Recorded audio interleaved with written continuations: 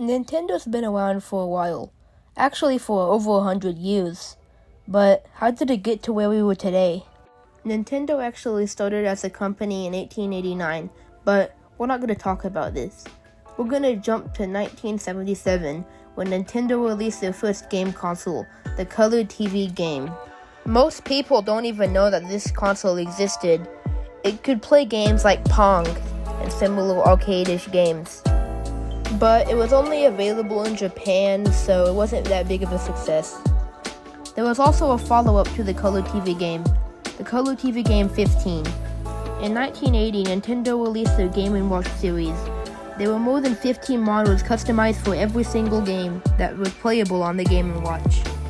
The Game & Watch series started the D-pad and also inspired the DS, which we will talk about later. And in 1983, Nintendo released the Famicom in Japan, which would later evolve to become the NES. Speaking of the NES, it was released in 1985 and brought multiple popular titles with it, like Duck Hunter and Mario Bros. And in 1989, Nintendo released the Game Boy. With the Game Boy came many different games that became popular. But the main downside of the Game Boy is that the screen did not have any backlight. And that same year, Sega released their Genesis console. The Genesis was really popular and actually went on to be Nintendo's biggest competitor throughout the 90s. In 1991, Nintendo released the SNES. This was to combat the rising popularity of the Genesis. The SNES was also a huge success and was pretty much a rival to the Genesis. And in 1995, Nintendo released the Virtual Boy, which was a massive fail. In total, it only sold 770,000 units. That's barely anything. And in 1996, Nintendo released the Nintendo 64. Some of the most popular games with this console were Super Mario 64, Mario Kart 64, and The Legend of Zelda: Ocarina of Time.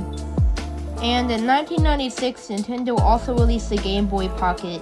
It was basically the smaller version of an original Game Boy. The only real difference is that the screen was black and white, and it was less blurry. And in 1998, the Game Boy Color was released. This was the first Game Boy to have a color screen. And in 2001, Nintendo released the Game Boy Advance. And for some reason, it still did not have a backlit screen. And that same year, Nintendo also released the GameCube. But I'm gonna have my friend Terrence Productions talk about it. GameCube, everyone's favorite childhood system. Not quite. It was a massive flop, selling way less than the PlayStation 2 and the original Xbox. Though it did sell better than the Dreamcast. The Dreamcast sold 9 million units. Come on. But it did fail for quite a few reasons. First of all, it used these mini discs. And around the time, this is when PlayStation and Xbox, they used these regular, like the discs. And the PlayStation already started using these discs on PlayStation 1.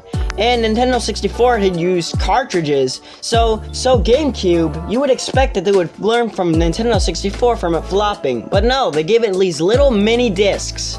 But it did have some great classics like Super Mario Sunshine, Smash Bros. Melee, Animal Crossing, Zelda Wind Waker, Twilight Princess, and a couple others. And it was a really great console, and it got a lot more attention now. But it still was a flop back then. And in 2003, Nintendo released the Game Boy Advance SP, which finally had a backlit screen.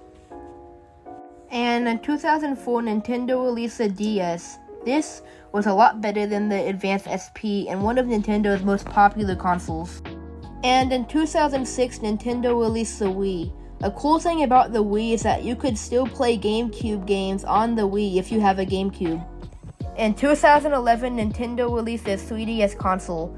It was basically a modernized version of their DS and could play in 3D. In 2012, Nintendo released the Wii U, but the Wii U failed badly. And in 2017, Nintendo released their most recent main console, the Nintendo Switch. And that's the end of this video. It's amazing to see how far Nintendo have come since they first started.